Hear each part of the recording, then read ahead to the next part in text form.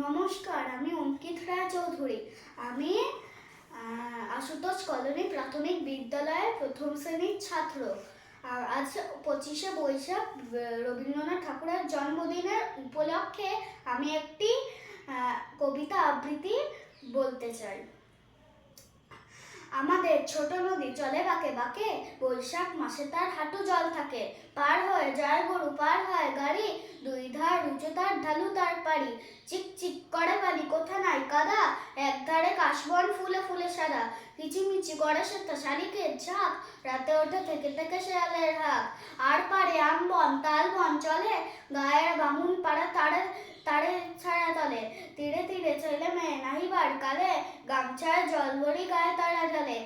সকালে বিকালে কবু নামা হলে পরে, আঁচলে চাকিয়া তারা ছোট মাছ ধরে। বালি দিয়ে মাঝে থালা গুটিগুলি মাঝে, বধুরা কাপড় কেচে যায় গৃহ কাজে। আষাঢ়ে বাদল নামে নদী বড় বড়, মাতিয়া ছুটিয়া চলে তারা করো তড়।